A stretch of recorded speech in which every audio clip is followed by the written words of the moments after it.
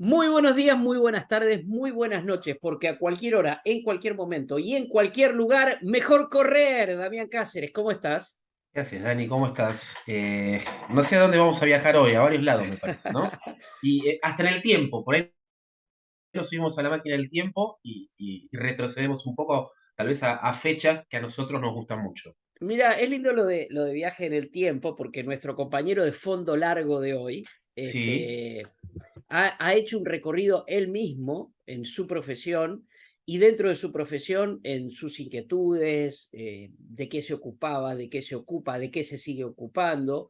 También es un viaje para mí porque ha sido un gran compañero de trabajo durante muchos años. Ya estoy diciendo algo, compañero de trabajo. Y decir, pero ¿por qué el mejor correr? Bueno, porque dentro de ese trabajo el correr ha tenido mucho que ver.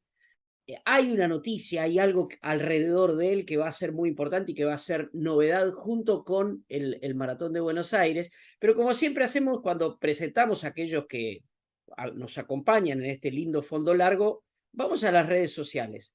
Y yo voy a ir a algo que evidentemente junta un poco todo, su profesión, su pasión. No hace mucho escribió en su cuenta de Instagram: desconectar, conectar, reconectar, todo junto sin ser juego de palabras. 10 días en Eugene, catedral del atletismo de Estados Unidos, que quedarán en la historia de este deporte. También quedarán algunas buenas fotos que estos dedos chuecos, aunque no Mm. oxidados, han tomado, aunque en el fondo esa sea lo de menos. Volver a un deporte que me dio tanto, ejerciendo un oficio al que le debo tanto, y además reencontrar tantos rostros queridos y descubrir otros nuevos. Ha sido una gran aventura que quedará por mucho tiempo en la memoria. Y está la foto de él, de nuestro compañero de fondo largo, inconfundible, el nuevo estadio de Eugene, con la torre, con la pista, con todo eso. Él con chaleco de fotógrafo, firma en las redes sociales como @Don Vizca. Lo van a ver escribiendo y mostrando cosas de atletismo y cosas de fútbol, y ese es su recorrido. Y en realidad se llama Eduardo Vizcayart. Tengo el honor de decir que es mi amigo, que sigue siendo mi compañero de trabajo, que acaba de nada más y nada menos que escribir un libro, y de todo eso vamos a hablar. Querido Eduardo Vizcayar, bienvenido a Mejor Correr, ¿cómo estás? Gracias, Dani, ¿cómo te va? La verdad que no sabría por dónde empezar después de semejante introducción que has hecho, pero vamos a encontrar el camino de alguna forma, porque Ahí, corriendo siempre encontramos el camino. totalmente, y ahí está el trabajo. Lo bueno es siempre de estas charlas con colegas es que los colegas ayudan a orientar. Pero claro, porque yo hice toda esta presentación y para quienes no saben, en el mundo del atletismo todos saben quién es Eduardo Vizcayar, pero sabemos que Mejor Correr va al atletismo, va al running, y no todo el mundo conecta eso. Y para muchos dicen, pero pará, Eduardo Vizcayar es el de la Champions, es el que comenta los partidos de fútbol internacional desde Estados Unidos. Sí, sí, pero antes de todo eso fue fotógrafo de atletismo. Antes de todo eso cubrimos el sudamericano de Mar del Plata, el panamericano de Mar del Plata en 1995, por decir algo. Antes de todo eso fue especialista en ir a las pistas, sí, ir a las pistas cuando no iba nadie, ¿eh? Y conocerlos a todos, y estoy hablando de la generación dorada. Así que vamos a ordenarnos. Ah, y dije algo también, dije algo que se viene y que es la novedad. Y pues es que creo, Eduardo, que quiero arrancar por ahí, quiero arrancar Bueno, por lo que a ver. acaban de hacer y cómo nació eso que hicieron. Y estoy hablando del libro de Juan Carlos Zavala, nada Ujú. menos, que has escrito con el queridísimo Luis Vinker y que se va a presentar ahora en el Maratón de Buenos Aires. Así que, ¿sabes qué? Vamos a arrancar por ahí. Vamos a Bueno, arrancar cómo por lo no. último. Mira, acá ¿Y está el cómo libro. nació todo ese libro? Ahí está, Papá, mira. Esto es un uf, periodista, ahí estamos. Lo está mostrando el libro, la tapa, hermosa tapa, Sí, qué lindo. ahí del libro está de la Zavala. contratapa. Bueno, este es el libro de Juan Carlos Zavala. Honestamente, la historia de Zavala siempre fue algo para mí, Dani, que yo pensé que por pertenecer a esas páginas de oro del atletismo argentino, del deporte argentino en realidad, estaría muy bien escrita. Y la realidad es que estaba muy bien escrito todo eso, lo que pasa es que estaba muy perdido. Y creo que el personaje de Zavala también en su momento no nos ayudó mucho, aunque él pensaba que sí, que nos ayudaba, al contar sus historias con la particularidad que él le daba. Zavala, por ejemplo, en la última gran entrevista que le da a Hernán Ceres en 1969, bueno, ya tergiversaba algunas cosas de quizá de lo que él quería ocultar en ese momento probablemente, ¿no? Que era el pasado que tenía, que lo había llevado al lugar que nos inicia el camino a nosotros, que es la colonia Ricardo Gutiérrez en Marcos Paz. Zavala cae en 1921, cuando tenía aproximadamente 9 años todavía, a esa colonia en Marcos Paz, que era casi una especie de colonia reformatorio, llevado por la policía de la capital federal, cosa que recién conocimos en esta investigación, y no como él decía, que tenía como padrino a un supuesto juez de menores, que en el cual, o sea, Zavala que vivía en ese caserón con una vida de rico. No, eso era absolutamente mentira. Este juez que dicta sentencia para que Zavala vaya a Marcos Paz porque sus padres no vivían ya y no tenía familia, bueno, era el sujeto de esas elaboraciones que tenía Zavala, que probablemente nunca quiso admitir lo que vivió allí del todo. Fue conectarse con otros muchachos y con el maestro Alexander o Alejandro Stirling, que lo convierte en campeón olímpico a los 20 años en 1932, siendo el campeón olímpico a día de hoy, desde 1896 a la fecha, de la mítica prueba de maratón, más joven de la historia y quizá lo sea por mucho tiempo.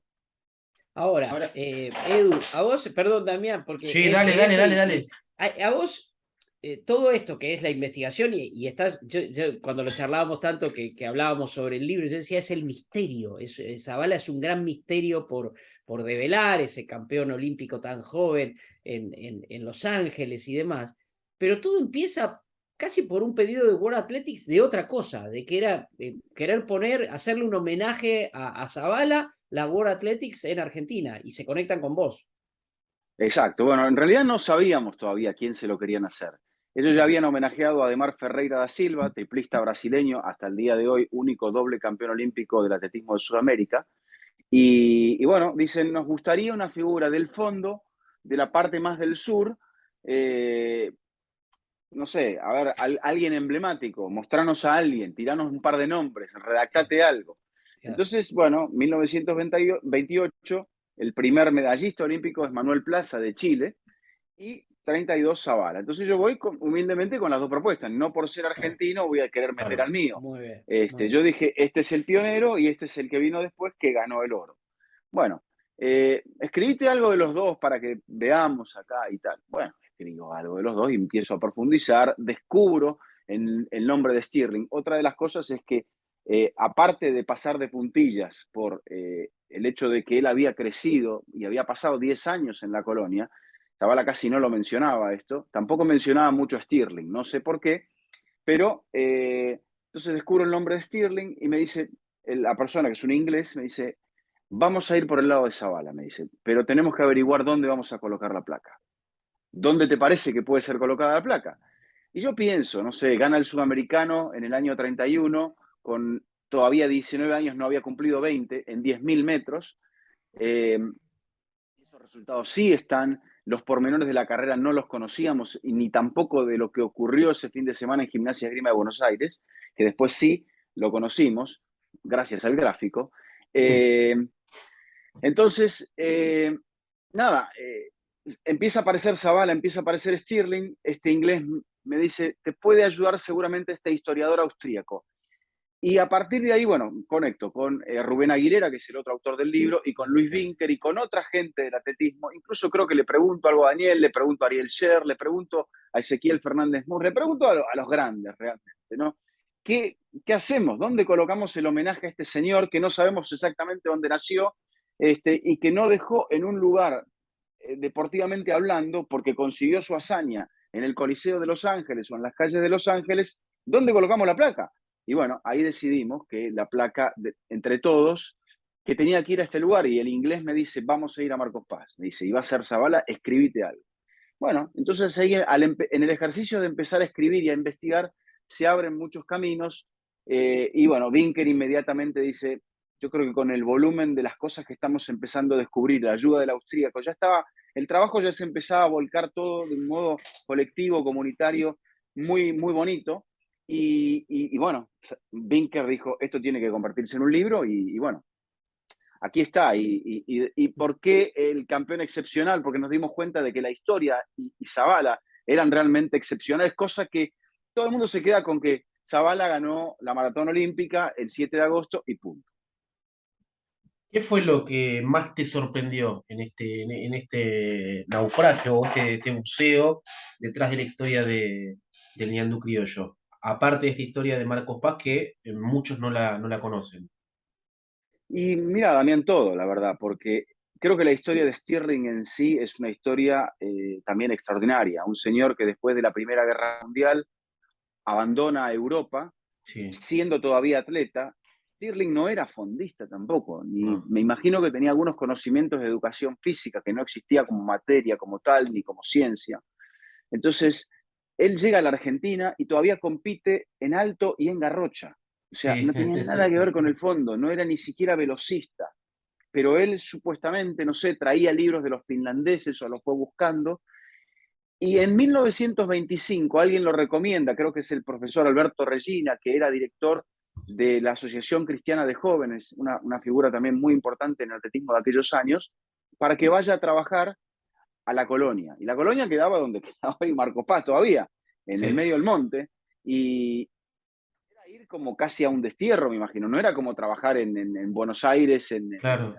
en un lugar conectado con todo. Y estamos hablando de la Buenos Aires de los años 20, del siglo pasado, o sea, hace 100 años. Ah, Eh, y creo que el año que viene se cumpliría el centenario de la llegada de Stirling a Buenos Aires. ajá. Y entonces, estamos hablando de un entrenador que no era entrenador, que se hace entrenador con un atleta que era un chico de la calle abandonado, con un lugar donde no tenía pista, que Regina diseña los planos y la hace construir en Marcos Paz. O sea, toda esa suerte de accidentes hace que la historia sea maravillosa, pero por donde la agarres es maravillosa. Por Stirling, por el propio Zabala, por el transcurrir de la vida de Zabala. Y lo que más me llamó la atención es que Zabala parte abandonado, por lo que parece, él no recuerda y no evoca mucho la primera parte de su vida, y también muere un poco abandonado, un poco tristemente abandonado, casi en soledad. Según nos contó una vez Domingo Maizón, se cayó de un árbol, que no sé si estaba podando o extrayendo alguna fruta o algo así, se cayó y se fracturó la cadera en dos partes y murió por los traumatismos al día siguiente por un paro cardíaco. Tal vez sea justamente eso, el tema de los misterios de esos atletas. Yo tuve el privilegio de leer muchos de los capítulos para escribir el prólogo que me pasaron Eduardo y Luis sobre todo. Eh, y una cosa que a mí me despierta, visto desde el hoy, Eduardo, es, a ver, ¿cómo explicarle a hoy a los que corren, los miles y miles y miles que corren maratones, que bueno, de hecho van a correr por Buenos Aires, ni hablar de las majors y de todo? ¿Cómo explicarle, o cómo entender en todo caso, que un argentino ganó un maratón olímpico? O sea, ¿cómo lo explicamos esto? A partir, que yo imagino que son cosas que surgen, ¿no? Del Uh-huh. libro, no necesariamente como una respuesta directa, sino como una interpretación. Mira, el libro lo que intentó, y para esto tocamos muchas puertas porque los archivos estaban tan difusos y las fechas estaban tan difusas que había que saber dónde ir a buscar y cómo ir a buscarlo. Intentamos institucionalmente por el gráfico y las respuestas no fueron las que esperábamos, entonces buscamos gente que supiese dónde encontrarlo aparte de las carpetas esas del gráfico que Dani conoce también. Y, y bueno, eso creo que nos llevó a personas como alguien que trabajó como Néstor Saavedra en el gráfico, que me lo Sí, recomienda claro. Alejandro del Bosco, otro ex compañero del gráfico. Y bueno, con las fechas que iban apareciendo y las puntas que íbamos tirando, fuimos ahí, yo creo que encontrando el hilo para poder armar toda esta historia. Bien, Entonces, a mí lo que más me conmueve, Dani, es sí. sobre todo el hecho de que Zabala, entre el 30 y el 32, que es donde se convierte en campeón olímpico de la nada, casi no había corrido ni siquiera 10.000 metros. Zabala era un corredor de 3.000 y de 5.000 metros. Era joven, porque tenía 18, 19 años. Entonces, en ese sudamericano lo habían preparado para correr 3.000 y 5.000 metros. Y de último, donde ellos pensaban, los entrenadores argentinos, creo que estaba Regina como jefe de equipo y Stirling como entrenador, que en esas pruebas tenía sus mejores opciones. Y se corren primero esas dos. Primero creo que el 5.000, después el 3.000 por equipo. Zabala no gana. Y dicen, bueno, vamos a correr el 10.000. Y en el 10.000 corre Manuel Plaza. Y en el 10.000 había otros chilenos que eran los principales. Chile dominaba el fondo en aquellos años. Y Zabala gana. Y Zabala gana, creo que no tengo la estadística de los 10.000 metros, pero me parece que con 19 años tiene que ser el campeón sudamericano más joven de los 10.000 metros. Encima de todo, en la pista de gimnasia de esgrima, que no tenía 400 metros como tiene ahora, tenía 380 metros, o sea, daban 26 vueltas. En un 10.000 se dan 25 vueltas. Zabala impone el récord sudamericano, que era como la tercera o cuarta mejor marca del mundo en aquellos años. Y con todo esto, la preparación que te digo de un señor que no era ni siquiera fondista y que era joven todavía, Stirling nace en el 1896, si no me equivoco, o sea que tenía 30 años más o menos. Entonces, va a Europa en barco y a los 5 días de llegar al puerto de Bordeaux, compite en Berlín contra Paavo Nurmi, que era una leyenda absoluta en aquel momento. Ya no gana más títulos olímpicos Paavo Nurmi porque lo sancionan por ser profesional, y por eso Stirling dice, a este chico lo tengo que llevar a correr maratón. En maratón puede ganar. Y desarrolla una gira en Austria, bancada por ellos, porque se decía que Mitre Bartolomé Mitre había pagado por la gira, lo cual había una colecta en el propio diario La Nación que decía que la gente aportaba para la gira. Esto lo encuentra Néstor Saavedra. O sea, que había tantos mitos allí y tantas cosas no bien contadas que las empezamos a descubrir. En esa gira bate el récord mundial de 30.000 metros, corriendo contra una posta de un club vienés, a la cual Zabala salía a correr como un loco. O sea, era de ritmos altísimos y después, bueno, iba decreciendo y llegaba con lo justo, pero llegaba. Cuando llegó, fue campeón. Y en esa posta rompió la posta, porque le sacaba vueltas a los chicos de la posta que corrían 10.000 metros o 5.000 en algunos casos.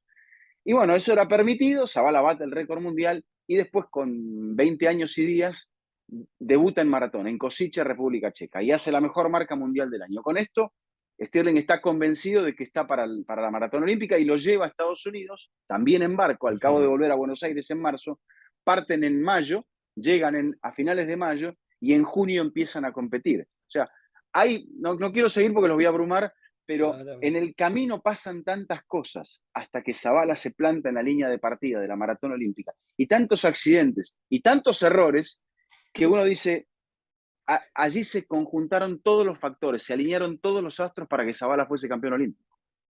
En este proceso de escribir un libro, ¿no? Arrancaste con un artículo que se fue convirtiendo en un libro que ya pronto lo vamos a poder disfrutar. ¿Cuánto tiempo tardaste en el proceso de investigación, en el proceso de armado, esto sí, esto no, en decidir qué iba y qué no iba, y en la escritura? Mira, Gonzalo, ahí uno se apoya un poco en la experiencia y en la sabiduría de gente que tiene un recorrido mayor al mío, por ejemplo. Yo nunca me había planteado escribir un libro, me parecía una tarea dantesca, algo enorme. Yo lo llevaba en el humilde caso de armar un buen artículo, de armar una buena investigación. Entonces yo me fui centrando en recopilar las carreras y los detalles, cosas en Estados Unidos con las cuales podía aportar. Vinker es la persona que visualizó el libro y la persona que empujó para que el libro se hiciese, que habló con la gente de la Confederación Argentina de Atletismo para que pusiese el capital para imprimirlo, para el diseñador. O sea, ellos me iban dando cosas y yo iba buscando. Entonces llegó un momento en el cual empezamos a mezclar los datos y los datos fueron a la misma mesa. Y bueno, Vinker ya había escrito algo en un libro, Aventuras en las pistas, sobre ambos. Pero claro, eran dos versiones muy abreviadas de los dos personajes centrales del libro. El hecho del historiador investigador en Austria, que se llama Olaf Brockmann, un señor de profesión, historiador, especializado en la historia de Rusia, por ejemplo, que habla ruso, que lo conocí ahora en Eugene también, por ejemplo. Olaf a través de archivos digitales, de publicaciones, de diarios y de publicaciones de atletismo, él nos fue dando cosas y detalles que nosotros no conocíamos. Entonces, cuando todo eso se empezó a mezclar, nos dimos cuenta de que había material para un libro. A ver, voy a cometer una infidencia, que no es una infidencia. ¿Qué le preguntaste? ¿Cuándo empezó? ¿Cuánto tiempo le llevó? Sí. 23 de octubre de 2021. Dani, querido, ¿cómo estás? Espero que bien. Estoy en una tarea que a lo mejor te interesa participar y o ayudar. La World Athletics ha decidido asignarle una de sus placas destinadas a los pioneros del atletismo a Juan Carlos Zavala y me ha pedido ayuda. El asunto lleva 2 puntos fundamentales. Determinar la ubicación de la placa, que sea un lugar importante en la vida de Zavala o simbólico de su carrera. 2, tratar de construir una biografía de Zavala con todos los huecos que ésta tiene.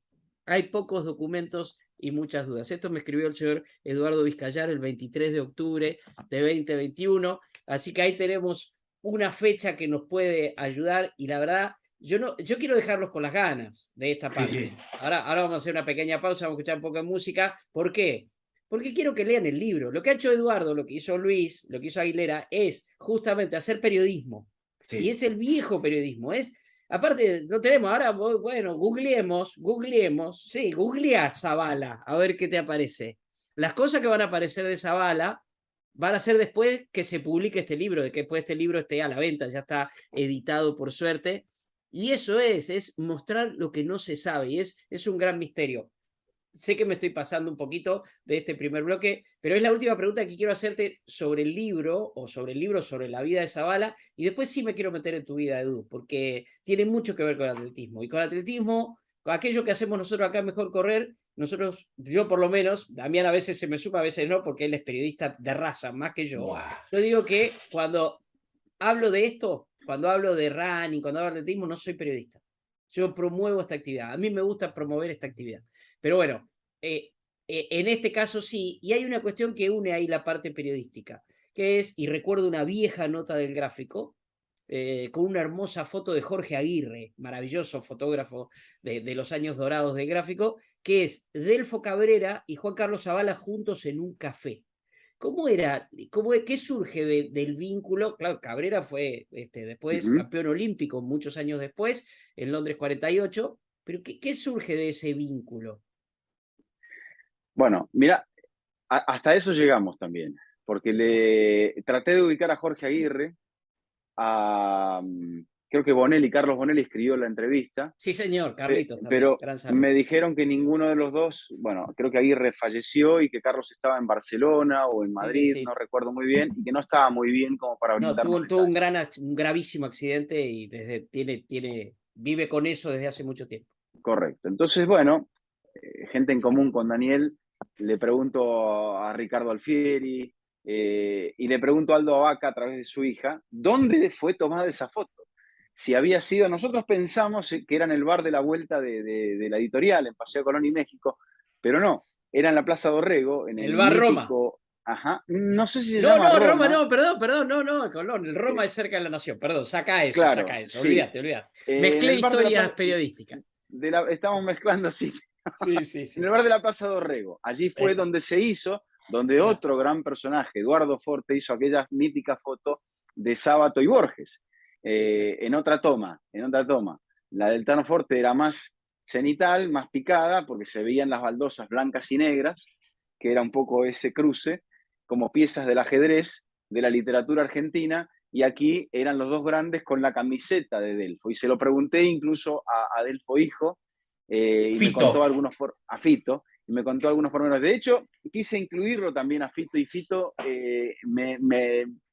escribimos juntos, él me lo redactó y yo lo pasé, y Fito me dijo exactamente así. Una pequeña, porque yo quería que Fito, que lo conoció a Zavala, una de las pocas personas que lo conoció a Zavala desde otro punto de vista, más allá de su familia, nos dijese algo más sobre este gran campeón. Y que tenían en común eso, que separados por 16 años y por la Segunda Guerra Mundial, ambos habían ganado la misma carrera en circunstancias algo parecidas, en un mismo día, el 7 de agosto, que es el día del maratonista, como ustedes bien saben. Una maravilla, la verdad, una maravilla. Mirá, mirá cómo son los trucos de la memoria. El bar que estaba a la vuelta del gráfico es el bar Colón, Ujú. en Paseo Colón y México. Y el bar Roma, enfrente de la Plaza Roma, al lado de la Nación. Estos cruces así, ya nos vamos poniendo grandes, señor Eduardo Vizcayar, y de ponernos grandes y de ver cómo fueron los comienzos, por qué el atletismo, por qué la foto del atletismo. Quiero hablar de escuchar un poco de música. No te voy a poner en el aprieto, nos tiraste tantos datos que te voy a poner en el aprieto de elegir un tema, que te tenés que poner a pensar, elegir un tema, Mm. o algo que represente el atletismo, algo que represente el correr, qué sé yo.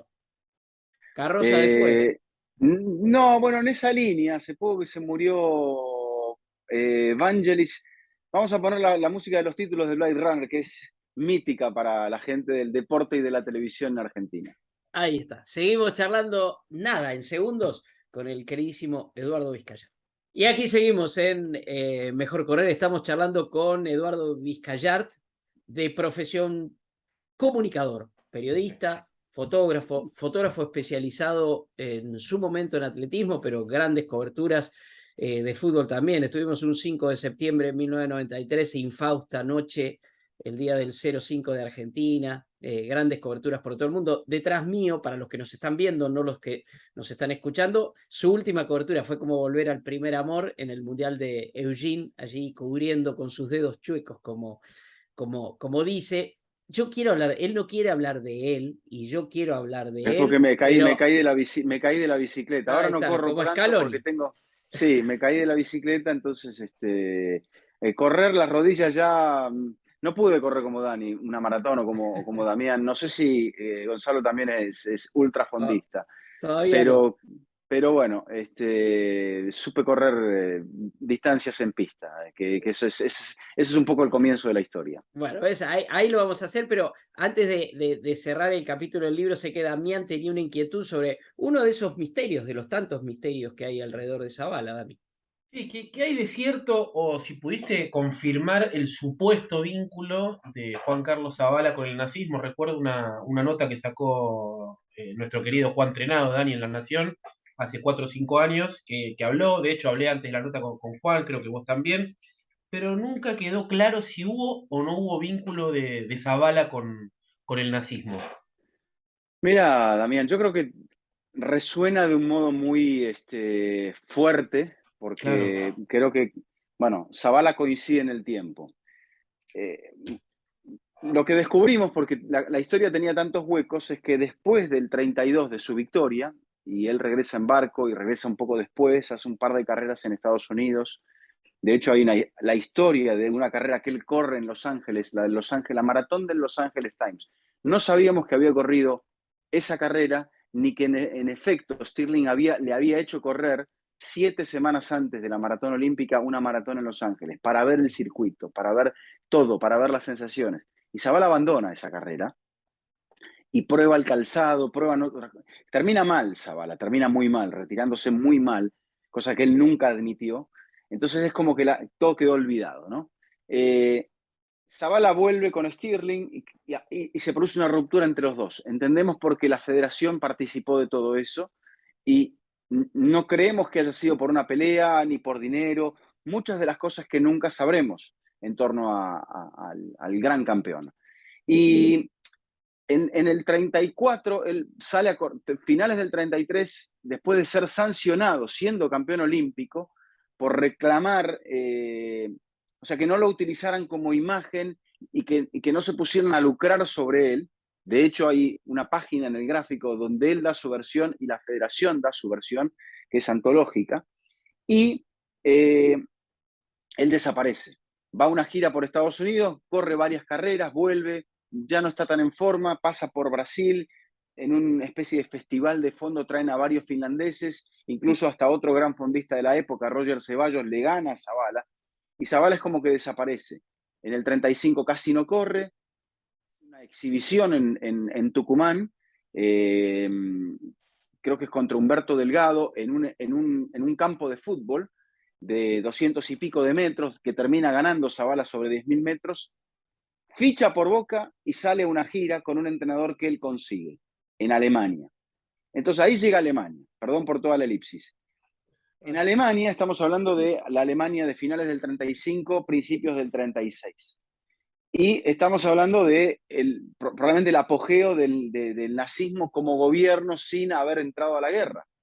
Claro. Es probable que allí Zabala ha conocido gente importante, pero es también muy probable que la imaginación de Zabala, que ese escape de Zabala de tantos hechos traumáticos de su propia infancia, le hayan hecho inventar historias que no han sido contrastadas luego.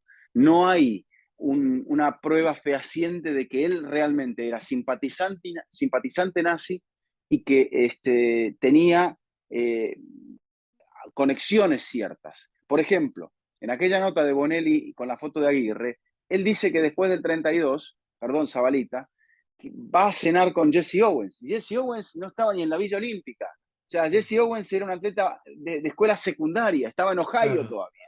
Entonces, él tenía esta grandilocuencia a la hora de inventar historias que a veces lo llevaba a esto. O sea, ¿cómo puede ser que Zabala quisiera impresionar a la gente siendo campeón olímpico? Claro, con eso alcanza. Exactamente. O sea, me estás jugando la carta más alta, no necesitas jugarme ninguna otra carta para ganarle a cualquiera. Sigue siendo seguimos hablando al día de hoy de él. Es el campeón olímpico de maratón, no de una prueba que desapareció, de maratón más joven de la historia. Y probablemente lo sea por mucho tiempo más. Entonces, yo creo que él se llenó un poco la boca de todo esto. Su primera esposa, que era danesa, lo hizo colaborar a Zabala con muchas causas, digamos, él es director en Dinamarca de una especie de colonia de niños refugiados que venían de la Guerra Civil Española. Yo no creo que pudiera haberlo sido Dinamarca, habiendo sido simpatizante nazi. Claro. Eduardo, es tan atrapante la historia. Lo único que nos queda es invitar a la gente a que llegue a este libro, que compre que este vaya a libro la expo, sí. y que vaya a la expo y a buscar el libro o en el, la carrera, exactamente. Eso, Dani, será el día. esa pregunta, ¿cómo se consigue el libro? Porque por ahí eso no está muy en claro, así lo podemos empezar a difundir antes de la Expo Maratón. ¿Se va a poder comprar en la Expo? Se va a poder comprar en la Expo el viernes y el sábado. En la carrera, la Fundación Yandú seguramente va a disponer de un stand. No hay muchas copias. Esperemos que tenga aceptación y que de repente se pueda hacer una segunda tirada. Sí. Para, bueno, después en ese caso, si llegásemos a eso, cosa que todavía no sabemos, porque un libro, lo sabe muy bien Dani, es un camino que está por recorrerse todavía. Quizá la parte más difícil es llegar a culminar el libro, pero después hay que hacer que la gente se interese y bueno, la gente piensa, sobre Zabala ya que ganó la maratón, ¿qué más podemos saber de él? Pero bueno, yo creo que la historia de inspiración de Zabala, de dónde viene, incluso hoy, que hay mucha más, conectamos con la gente de la colonia, gente que trabajó en la colonia, gente que escribió el libro de la colonia, y ellos, de acuerdo a su interpretación, con su experiencia, te hablan de este tema de las secuelas que puede tener psicológicamente en un niño abandonado, el hecho de esta situación de exagerar historias o de imaginar historias para luego poder plasmarlas, para que quede un poco mejor. Una forma de escapar de ese dolor que evidentemente no acusan, pero que les causó la primera parte de su vida. Auténticas vidas de novela. Y quiero meterme, sí, un poco en tu vida, en tu actividad profesional. ¿Qué puede interesar? A ver, Eduardo, ¿por qué llegas a ser, en principio, fotógrafo de atletismo? ¿Porque te gusta el atletismo? ¿Porque alguien te manda, como nos ha pasado a tantos, que una designación para cubrir algo te marca después tu vida profesional? ¿O ya había un gusto anterior por el atletismo en tu caso? Mira, hasta 1985 no lo había, pero un compañero de la escuela secundaria, de la escuela de Segua, me lleva a Boca. Y yo vivía muy cerca de la editorial, de hecho pasaba proféticamente casi todas las mañanas camino, porque la escuela queda en Azopardo y Humberto Primo. Entonces yo vivía en Venezuela y Piedras y bajaba por Venezuela hasta Azopardo y pasaba de ida y de vuelta, generalmente, o al menos de ida, por la puerta de ese templo del periodismo, donde uno ya, bueno, soñaba con algún día formar parte de esas páginas, del modo que fuera, así sea con una carta de lector o siendo protagonista o firmando una nota, que fue lo que me ocurrió a mí. Entonces, voy a Boca y me atrapa, el atletismo me atrapa. Yo quería hacer un deporte, probablemente no llegué a tiempo al fútbol ni era lo suficientemente bueno, pero en el atletismo sí, me enganché. Y cuando me engancho me doy cuenta de las historias del atletismo. Voy a entrar a un grupo donde había una atleta olímpica, Mariel Góngora.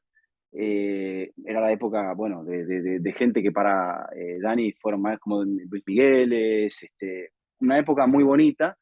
Y bueno, yo veo a esos protagonistas, sabía que había muchas historias y me empezó a atrapar la idea, ahí es donde se junta mi pasión por el periodismo junto con lo que yo hacía en el atletismo. Y bueno, cuando surge la primera revista, surgen dos revistas y empiezo a colaborar con ellas, haciendo lo que podía. Yo todavía era un estudiante secundario, haciendo lo que podía, estadísticas, escribir una pequeña historia, ya tenía la pasión por escribir. Y en un momento, como hacía fotografía, porque me gustaba la fotografía también, me dicen, cuando voy a la segunda, que es la actual atletismo argentino de Edgardo Fontana, eh, Edgardo me dice, ¿por qué no haces fotografía? Me dice. Y bueno, empiezo a hacer fotografía, empiezo a mejorar, y un buen día Edgardo me propone, me dice, conseguimos un canje para ir a los Juegos Panamericanos de La Habana. Me dice, tenés que pagar algo mínimo y podés estar en La Habana, me dice, si querés. Y yo consigo las vacaciones en Secua y me voy a La Habana con ese grupo. Y allí en La Habana, en el Habana Libre, coincido con toda la gente de los medios argentinos. Creo que estaba Carlos Alberto Muñoz, estaba César Litvak, estaba Eduardo Alperín y estaba Aldo Vaca. Y yo tenía allí 21 años y Aldo captura algo de mí que piensa que le puede llegar a interesar para convertirme en reportero gráfico. Porque yo era fotógrafo. Y ese paso por Atlántida, cuando yo entro a finales del 91, me convierte en reportero gráfico y sigo más en ese momento el camino de la fotografía antes que el camino del periodismo, cosa que retomo cuando llego a Estados Unidos en 1995. Pero bueno, esas personas me marcaron el camino y me cambiaron la vida a partir de las oportunidades que me dieron. Y allí lo conozco a Dani, conozco a Fabián Mauri, conozco a Eduardo Forte,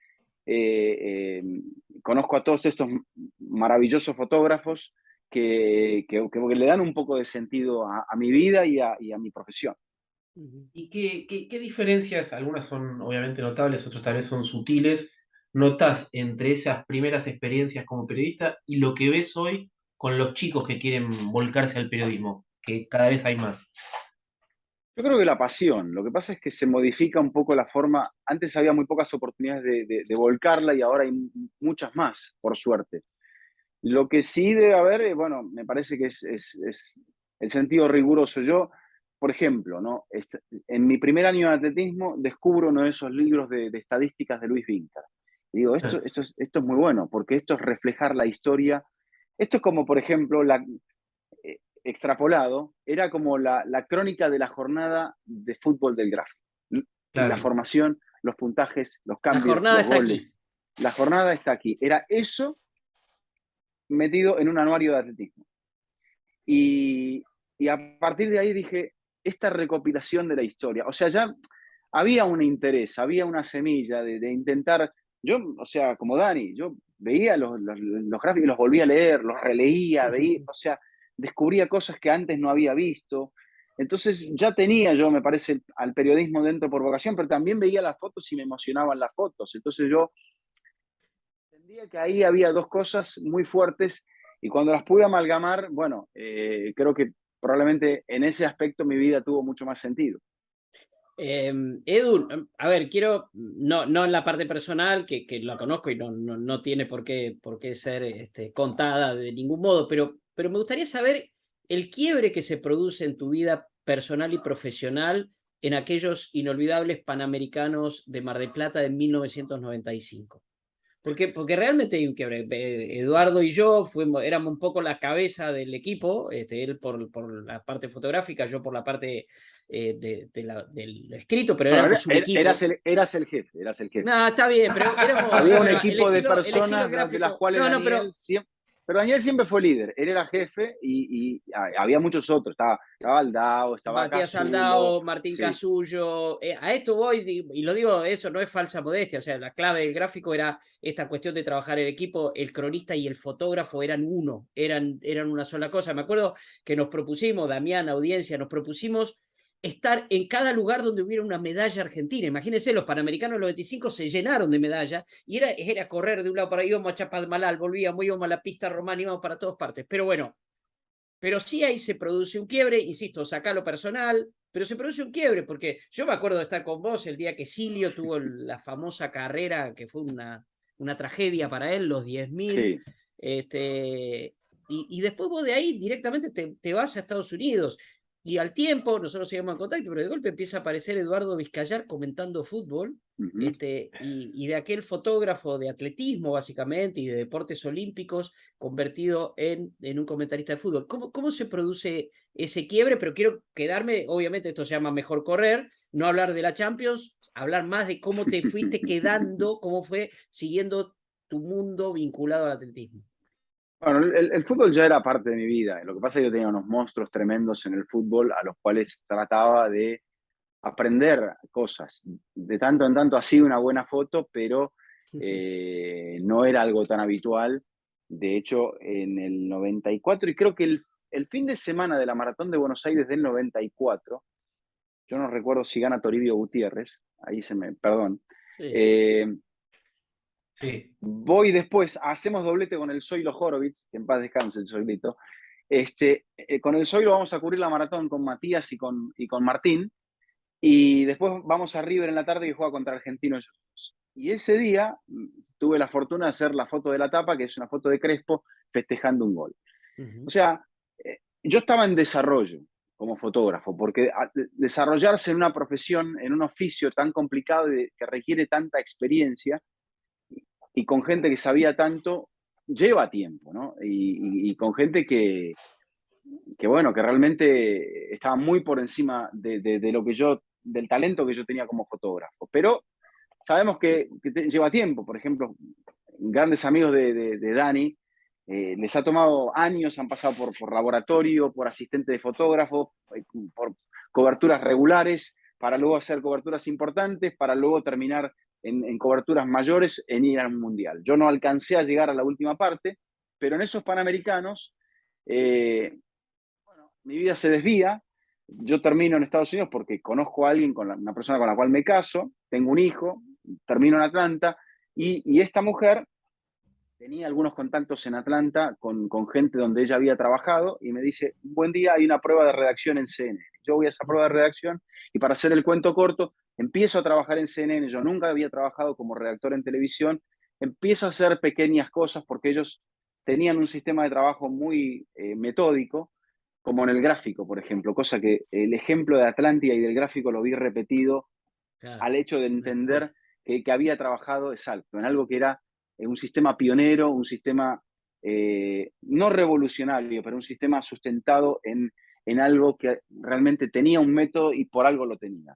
Entonces, empiezo a hacer pequeñas cosas, locuciones, o sea, ir por partes, como del archivo, ir a escribir una pequeña crónica de la B, para después empezar a corregir algo, para después seguir haciendo una pequeña entrevista y demás.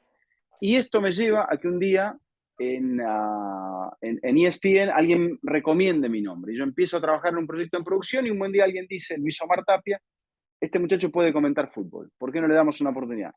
Y bueno, de esa prueba empecé un día a comentar fútbol y bueno, eso me ha llevado a comentar muchos más partidos de los que yo pensaba.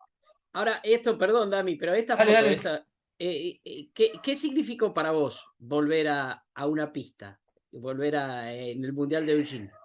Es que siempre, la verdad, que uno sueña con volver a una pista. Es como para vos, no sé, volver a Puan, por ejemplo. O sea,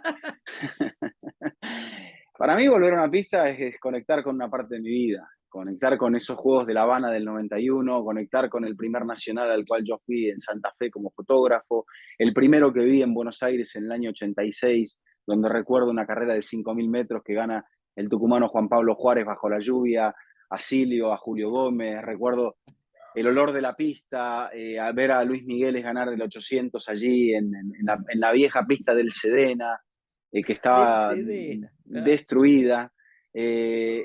Un poco es todo eso, ¿no? Y la fotografía para mí es el desafío de, no sé, éramos 500 fotógrafos de agencia que trabajaban con cámaras, en este caso, y con grupos de trabajo, con remotas en la línea de llegada, con cámaras en el costado y del frente. Y bueno, uno va con su, como íbamos con el gráfico, con su modesta cámara, a tratar de generar las mejores imágenes.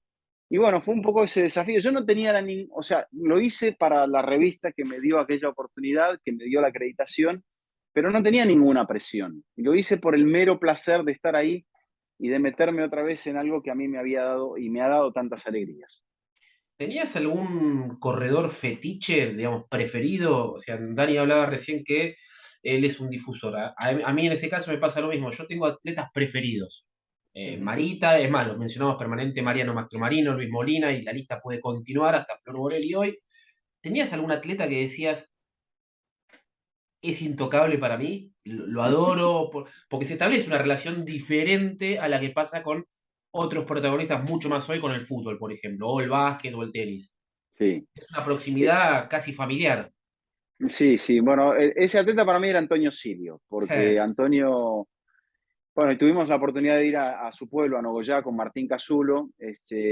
Mirá, en aquellos años había otra gente como Carlos Orué, que tenían otro recorrido, y a veces nos juntábamos a ver VHS de los grandes torneos de Europa, en una sala de la residencia de lo que era el Sedena todavía. O sea, el hecho de ver una Diamond League en directo, o ver un Zurich, o ver un Bruselas, o ver un Oslo, era algo para nosotros inalcanzable, porque Claro. la televisión no tenía espacio para el atletismo. Tenía espacio por ahí en algún programa donde, no sé, Pancho Ibáñez ponía algo, viste, que le mandaban de Europa, que conseguían, y entraba un mes después, ver una carrera de Said Agüita, ver una carrera de Sebastian Coe, era como tremendo, no teníamos acceso.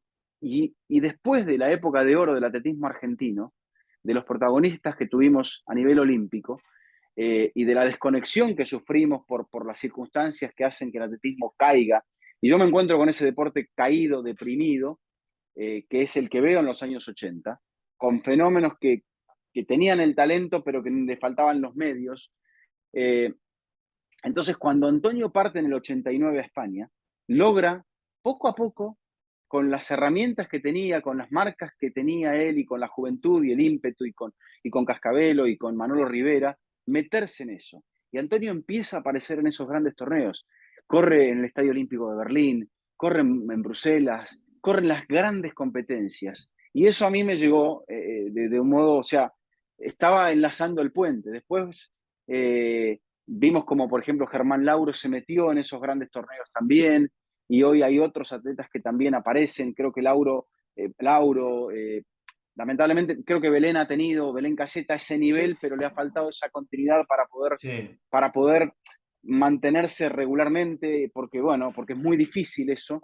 Y Antonio lo logró durante muchos años. Y yo creo que Antonio también era siempre hubo muchos factores dentro de la política deportiva y de la política de clubes y de la confederación en aquellos años. Y a Antonio el camino se le hizo un poco difícil, pero creo que fue un atleta extraordinario. Bueno, muchas de sus marcas todavía siguen vigentes. Ujú.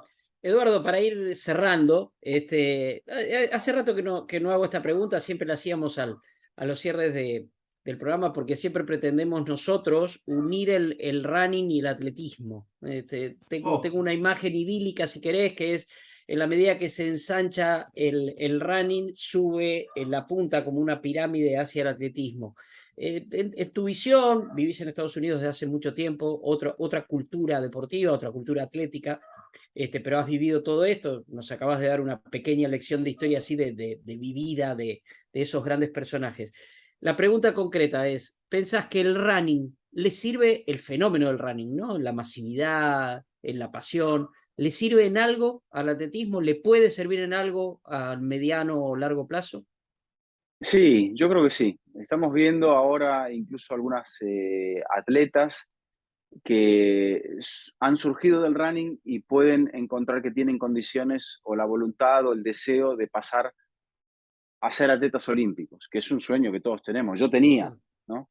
Claro. Entonces, creo que lo que nos falta es generar desde el punto de vista de la cosa que es perenne en el país, desde el punto de vista de la organización, el hecho de decir, bueno, ¿cómo hacemos que la gente, cómo se pagan los impuestos en las sociedades, ¿no? Que la gente que participa del running o que las casas de zapatillas o los organizadores de carreras puedan disponer de un dinero para que aquellos atletas, los Rubén Aguiar de turno en aquellos años 80 y después fondistas sucesivos hasta ahora, los Joaquín Arde, los Eulalio Muñoz, mencionabas a Marita, Mastro Marino, la gente que viene hoy, Marcela Gómez, Dayana Ocampo, Flor Borelli, o sea, que ellos tengan más recursos para poder llegar a ser mejores, ¿no?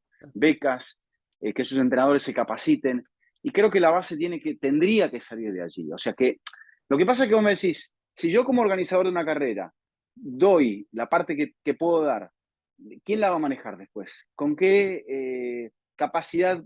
¿Quién va a ser la superfigura que se va a asegurar que esto se gaste bien y que le llegue al atleta? Entonces, muchas Los veces propios encontramos que atletas. ese... ¿Mm? Los propios atletas creo que deberían ser. Y Perdón que... deberían. No, es así, pero debería.